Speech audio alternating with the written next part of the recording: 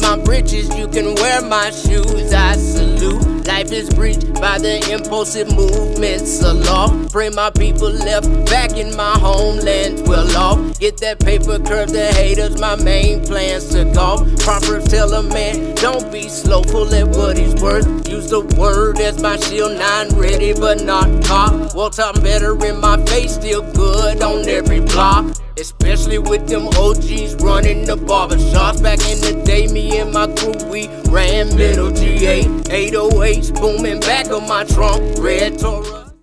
Desire is the starting point of all achievement. Right. I'll give you an example. Many people, you just learned today that I played football. Yep, that's Now, I done went to a whole Division I school, brother. We went to the same high school and you didn't know. But that's okay. That's okay. Now, he's younger than me, guys. I'm just messing. This is my brother, right?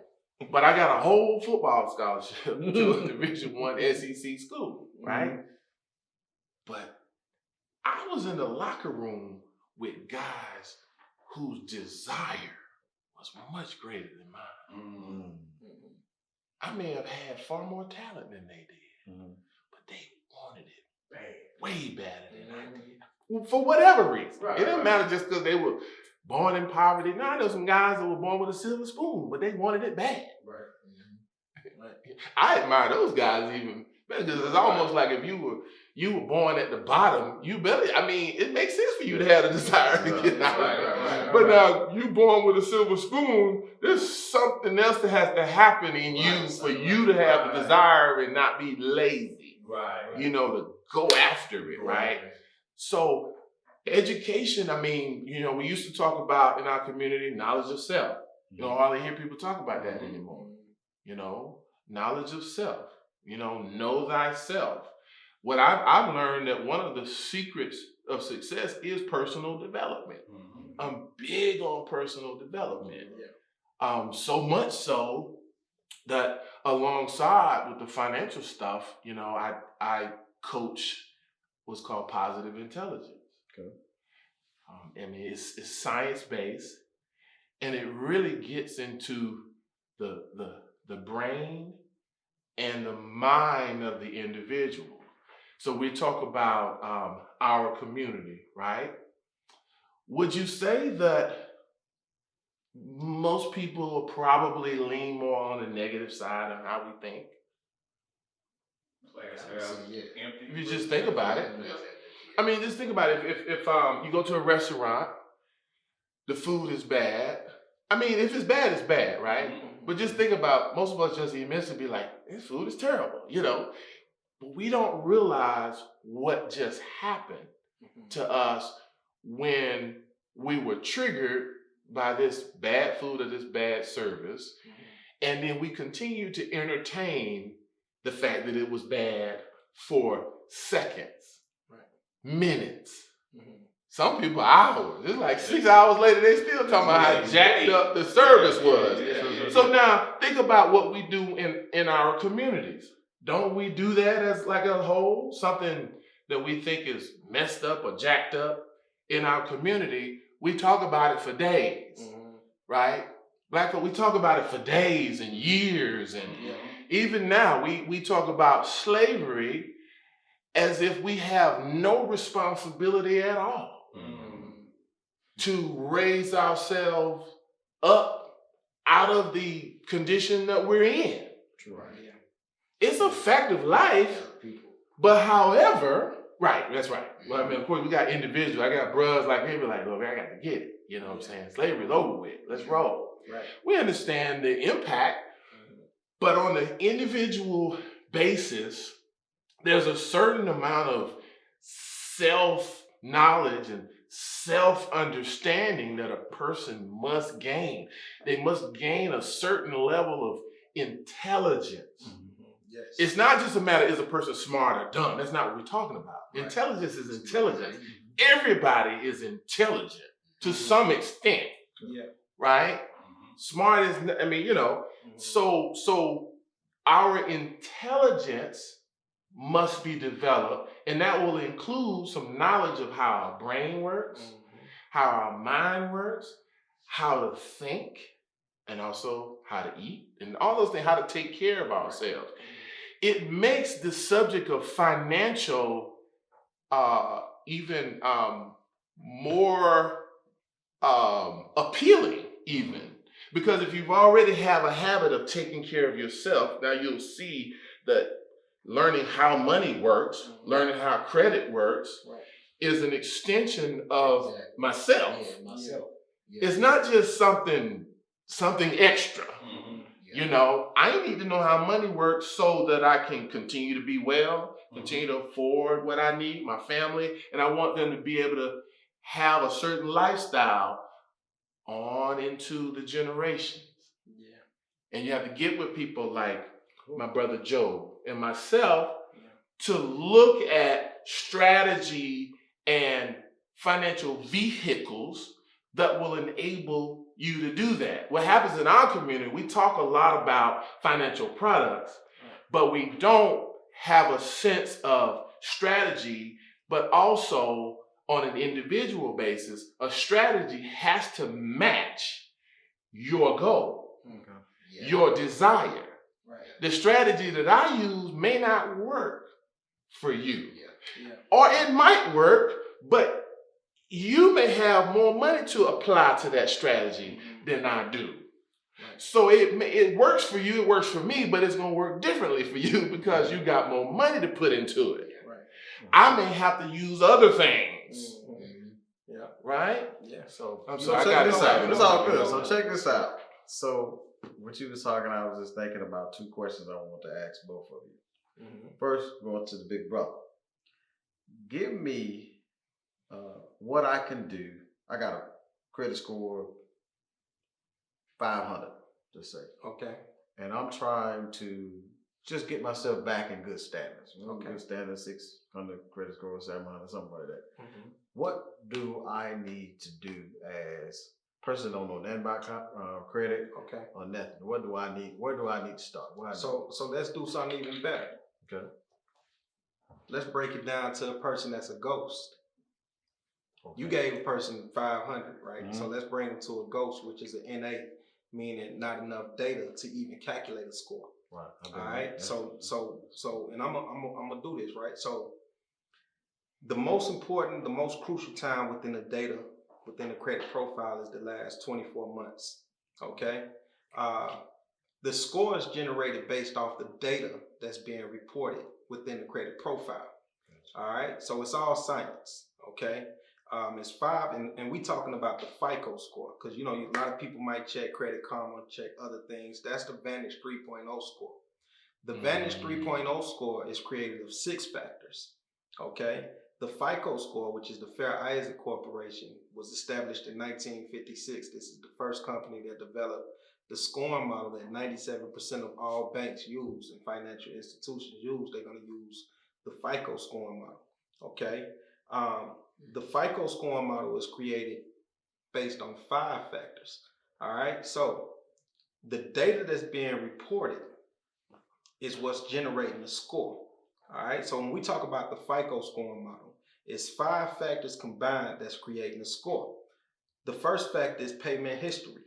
Payment history makes up 35%. And I'm finna break it all the way down. So we finna walk a person from a 0 to a hero. Okay. On a credit profile. Come on, big brother. So now, payment history makes up 35% of the score. So in that 35%, you're getting 192.5 points. So anytime you got collection accounts, charge-offs, late payments, anything derogatory reporting the data towards the credit profile, you missing points from that 35%. So you're missing some of that 192.5, all right? The next factor is utilization. Utilization make up 30% of the score. So in that 30%, you're getting 165 points. Now, in order to get utilization, you have to have an active revolving account on the file. So whether it's a credit card, whether it's a line of credit, or whether it's a store card, you have to have some type of active revolving account to even tap into that 30%. Now, 30% of the score is 165 points. Now, to get the bulk of that 165 points, you want to make sure your utilization stay between 1 and 6%. So if you ever notice, the more your utilization go up, the lower your score go, because the higher your utilization goes up, the least of that 165 points you're getting from the 30% utilization. So we want to make sure we keep our utilization between 1 and 6%. Okay. The third factor is age. Age make up 15% of the score. So in that 15%, yeah, age, and I'm gonna break age down to you. So in that 15%, you're getting 82.5 points. Now, to get the bulk of that 82.5 points coming from the 15%, your age needs to be between average 10 and 12 years average. So every time a new account hits your file, that's the date of birth. And from that day on forward, it is growing age.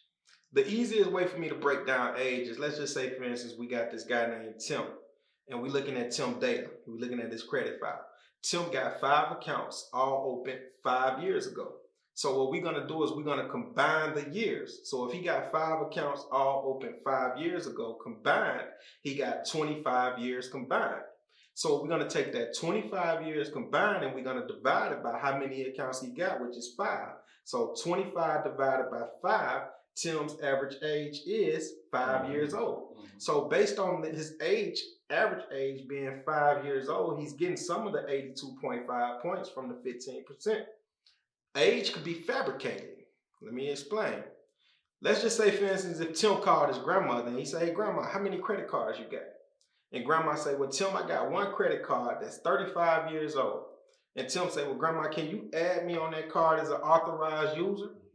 That means grandma finna add Tim on that account as an authorized user to be able to use that card. So when grandma adds Tim on that card, all of the data from grandma's card is gonna track over on Tim's profile. So now Tim no longer got 5 accounts, now he got 6 accounts. Tim no longer got 25 years combined because grandma just added 35 to his 25, so now he got 60 years combined. So now we're gonna take the 60 years and divide it by 6. So now Tim's average age just went from an average of 5 years to an average of 12. 60 divided by 6. Oh, no. Am I, wait, hold on, is it 10? 10 times 6 is 60. Okay, so he's at 10 years average. I'm sorry, y'all. Yeah, So 10 now, was 5. so now he remember the bulk of that 15% from the 82.5 that you're getting from age, when you average between 10 and 12 years, you're getting more of that 15%. So instantly when grandma added Tim on that file, right, on that account, he kicked in at 82. So that's how age could be fabricated. Okay. The next factor is mixture. So FICO looking for a 4-piece mix. We talking about, we need a mortgage, we need an auto installment, we need a personal installment, and we need a revolving account. That's the 4-piece mix. Mixture make up 10% of the score. So in that 10%, you're getting 55 points. All right. Now let me show y'all something though, right? Because a lot of people like some people might hit me up. They say, "Joe, I just paid off my car and my score dropped. What happened?" Right. So what happened is you just closed a piece of the mix because you closed that auto installment. You know, so I always, like, if I'm doing a speaking engagement, I tell people, I say, "Hey, if you got a vehicle and you only owe $10,000 on that vehicle and you get gifted $15,000, how many people gonna go pay that car off?" Everybody raise their hand. You know what I'm saying? I say, no. What I'll do is, if I only owe $10,000 on this car and I got access to $15,000, I'm probably go pay $9,940 to the principal of that vehicle, and I'm gonna leave a $60 balance on that vehicle, right? So I can keep the auto installment open, and then I'm gonna make small payments towards it. Wow. Okay. So I can keep the auto installment open, because we know any day we can go knock that little balance out when we want to go get the title. We'll knock it out, but strategizing just to make sure we keep that auto installment open. You know what I'm saying? Let's just go pay majority of the principal and then make small payments towards it. Okay. Now, last factor is inquiries, which is new credit. Okay, you got 2 types of inquiries. You got a soft inquiry, you got a hard inquiry. Soft inquiries don't affect the file, right? That's just when you checking your score. A hard inquiry is when you actually go apply for something where they need to pull your credit to see what you've been doing. That affects your score. Inquiries make up 10% of your score. So in that 10%, you're getting 55 points as well. Now, it's all science, right? So I said payment history 35%, utilization 30%, age 15%, mixture 10%, inquiries 10%. If we take the 35, 30, 15, 10, and 10 and add it up, that's 100%. All right? Now, the lowest credit score that anyone could possibly have is a 300. The highest credit score that anyone could possibly have is an 850. The distance from 300 to 850 is 550 points in between. All right? So 35% is 192.5. 30% is 165. 15% is 82.5.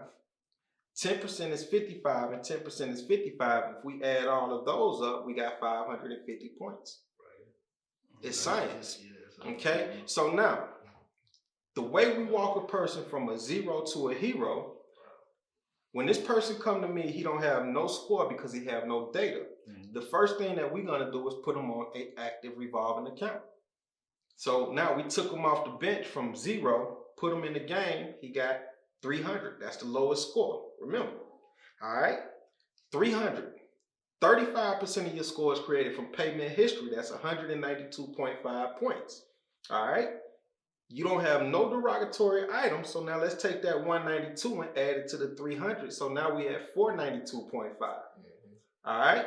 Now, 30% of your score is utilization. That's 165 points. Keep your utilization between 1 and 6% to get the bulk of that 165. We keeping it there. So now let's add the 165 to the 492.5. That's going to take us to 657.5. Right. All right, 657.5. He happy now. Things starting to move around a little bit, right? 657.5, right? He moving around now. All right, now he went ahead and called his grandmother and he said, "Hey, Grandma, how many credit cards you got?" Right. Grandma said, "Well, Tim, I got such and such. It got 30-something years on it. It got this much limit on it." So Grandma add them. Okay. So now we hitting that 82.5. So we're going to go from 657.5, add the 82.5. Now we're sitting at a 740, correct? And we at a 740? 82.5. Yeah, 82.5. We should be at a 740 right now, right? Okay, so now you hit the 700 club. Okay, so now, first thing he say is, "Joe, I'm ready for my house. I'm going to get my house." Right. Okay, cool. We go get the mortgage. All right? Don't never listen to me, y'all. When y'all cross that 700, don't go get that car first, because if you go get that car first, you finna increase your DTI, which is a debt to income ratio, which is gonna qualify you for less of a house. Anybody will sell you a car. You can have a 300 credit score and go get a car. You might get high interest rates, but you'll get a car. Get the house before you get the car. Because if you get the car before you get the house, your DTI is gonna increase and you're gonna get approved for less of a home. So get the house first. Okay, we already got the revolving account. Okay, get the house, got the revolving account. Now go get the car. Right? So we got 3 pieces of the mixture. Right. All right, and I'm gonna tell y'all what my grandfather told me. Furnish that house 1 room at a time. Don't go crazy and try to get the whole house furnished off the rip. Furnish it 1 room at a time. All right, so we got the house, we got the car, we got the revolving account. Now we're gonna go take out an installment loan to furnish the house. Now we got the 4-piece mix. So 650, well, we at 740. 10% of your score is created from mixture. That's 55 points. Let's add the 55 to the 740. Now we at a 795. All right. Now, last but not least, we got inquiries, which is new credit, 10%. That's 55 points. Inquiries can stay on your file up to 24 months. You can get inquiries off before 24 months as long as it's not attached to an active revolving account. Don't mess with them inquiries that's attached to credit cards, because it's a chance that you might jeopardize or forfeit that credit card or that line of credit trying to get that inquiry off. Leave it alone. Just let it ride out to 24 months, right? But you went ahead and wrestled these inquiries off, so now your inquiry's gone. We hitting that 10%. We at 795. Let's add the 55. Tony, where we at? 795 plus 55. I think we're at an 850. Yep. Hey, that's how you walk from a zero to a hero. Listen. Yes, I don't care what color you are. I don't care where you're from. I don't care how your family was raised. I don't care if you came from a poverty-stricken neighborhood, community. I don't care who you are. When you apply that formula to the system, it's going to do exactly what it's designed to do. Right. See, most people don't know that FICO, they think when they hear the word FICO, they think credit, right? FICO is an analytic company. It's all based on analytics, right? FICO's #1 customer is the NFL because they help the NFL project how many people are going to show up to the Super Bowl at the end of the season. You know, so the credit scoring is just one of FICO products. Right. You know, so what I've been doing for the last 15 years is studying the system of FICO because I know that if my community and if people that lock in with me are looking to leverage themselves and get to a better place, if you understand that formula and you understand that system, you could get there, which will get you a seat in the bank to start getting access to more opportunities and things like that. Being able to come sit with Tony, you know, and just position yourself. It's all about positioning, you know. But Joe, my grandma ain't finna add me to her credit card. She said, "Boy, now you gonna run my bill up, and she ain't gonna do it." So I'm just messed up. That's what I'm doing. Not necessarily, because you still organically growing age. You just may not get to that 850 or that 700 fast as you want to get there, but you're gonna eventually get there, you know, because it's organically growing. But you got people like myself that have access to over 1,500 trade lines that could be added to a person's credit profile. Okay, so we don't have to use necessarily grandmama. And the other point of it too is letting grandmama know, don't give me a card. Yeah, you don't have to give me no card. Right. Exactly. So I won't see anything. I won't jeopardize it. Cut it up. Cut it up when grandma, when you get my card with my name on it, cut it up. Cut it up and throw it in the trash. I don't need it. I just want to use. I want to just sit there with it. That's awesome. That's awesome. And I'm because it's about positioning. I'm big on taking the liability off the person and putting the liability on the business, because at the end of the day, regardless if you got a business or if you got a fully active business, go start a business. Because you want to take the liability off the person and you want to put the liability on the business. Now, the goal and the objective is to optimize the personal credit profile to look a certain way. Okay. And then we're going to put that in the garage, put a car cover over it. And then we're going to build out our business credit profile. And then we want to start moving on business banking products versus personal banking products. And let me throw something at y'all real quick. Let's do this real quick. Credit is an asset. So how do I turn my credit cards into an asset? Because Joe said don't use my personal credit cards because I need to make sure, use them, but use them at a minimum, right? 1 to 6%. 1 to 6%. Stay there, right? Stay there. But you want to get more business credit cards and utilize those because when you use your personal credit cards, your utilization go up, which is going to knock your score out of optimization. Right? So we don't want to use our personal credit cards. We want to use our business credit cards because they don't report to our personal credit profile. So now we can leverage those a lot more to do what we need to do on business now. But Joe, I got 10 personal credit cards. What do I do with those if I'm not using them? Turn them into an asset. So let me show you something. You got 10 credit cards that's on your personal file that's not being used, that stand between 1 and 6%. You could add up to 3 authorized users on those credit cards. So if you got 10 credit cards, let's do the math, right? I'm gonna pull up my calculator, right? So if you got 10 credit cards and you can add up to 3 people on each card, you authorize users. Let's just say, for instance, so first thing we're gonna do is we got 10 credit cards. Okay. So we're gonna do 3 times 10. Ain't that correct, right? If I can add up to 3 people, that give me 30. Okay, so now I got 30 slots. I got 30 slots. So now, what if I came across my cousin that grandma didn't let him get on there, but my cousin like, Joe, I need to get on there. All right, bro, just give me 600.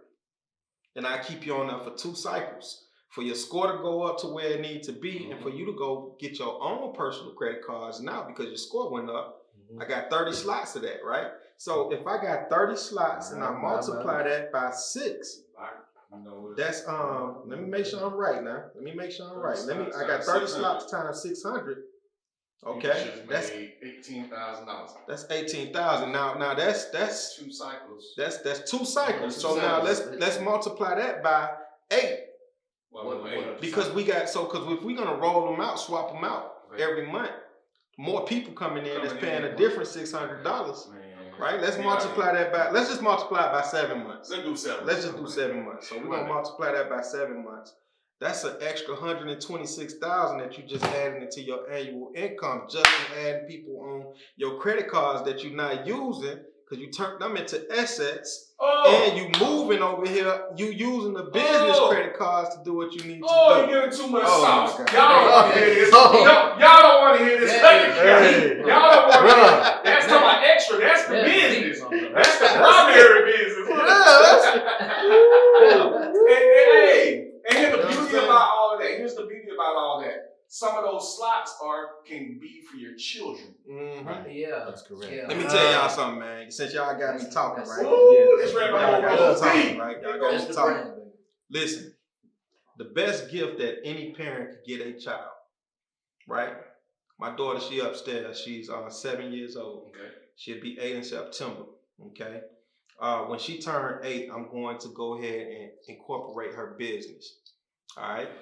Right, so once I incorporate her business, it's only going to cost me $50 a year for annual registration for her business, right? So by the time she turned 18, right, when she turned 18, she's going to have a business that's 10 years old season, okay? I'm going to add her on a couple of my credit cards, right? So that means when she turns 18, her credit score is going to be 750 plus. She's going to have a business that's 10 years old season. The banks love to see businesses that's over 2 years old. That's when they want to do business with you. As long as you 2 years old, but they'll do business with new businesses too. But talking about this, she got a business that's 10 years old, a credit score that's over 750, right? Now she say, Daddy, I want to go to school in Louisiana. So we're going to go to Louisiana. We're going to go find a 5-bedroom home. She's going to live in 1 room, and the other 4 rooms, she's going to rent them out to other students. So now she got her first business, her first asset. Man, get out of here, bro. And when she turned 18, that's what we rolling in. You know what I'm saying? That's the best gift that anybody could ever get a child. That's beautiful. That's it.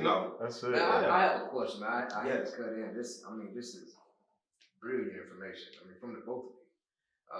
But I definitely have to ask, what can you tell that brother, that lady who went out and got the car before the house, but still is in a pretty good place in their credit, but even though, you know what I'm saying, they might be aware of what's going to happen, but they needed to get that car. Like, just say, for instance, that's the situation. I would tell them to, so before we, please talk to somebody before you do anything, just moving.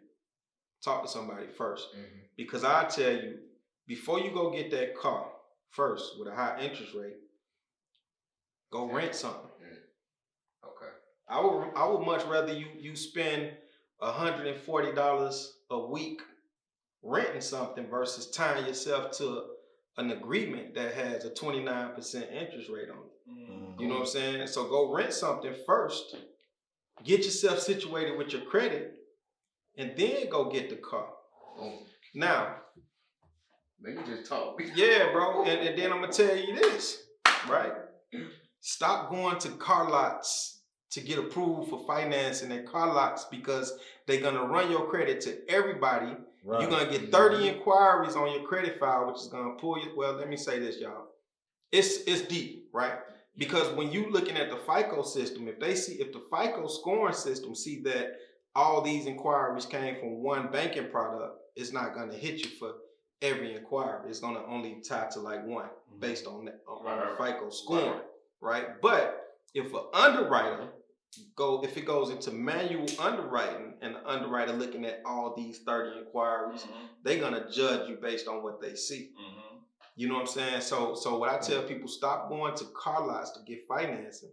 What you want to do is make sure you optimize your file, look at your credit profile, see which one of your scores is the highest. Once you find out which score is the highest, then you want to find all financial institutions that pull from that credit reporting agency, go straight to them, get your pre-approval, get your check for your financing, then go to the car lot. Don't tell the car lot that you already pre-approved, because then they're going to try to take everything. Find the vehicle that you want, negotiate the price, and once you got the price negotiated, then you let them know, hey, I already got my financing. Good stuff. I'll stop going to car lots to get financing. That's good stuff. So let me ask you something. Tony, you still got your calculator? Yes, sir. So now let's apply the rule of 72 Okay. to that scenario. Okay. So we talked about how it looks when you have it in an account. So the rule of 72, it can work for you if it's in an account. I mean, not at 0.09%, but higher percent. But it works against you in terms of credit. So do 72 divided by 29% interest, which is just 29. Oh, okay, just 29. Okay. Yes. All right, 2.48. So that means that the creditor's money doubled in 2.48 years. Okay. Did you get it? They get money. Their money doubled.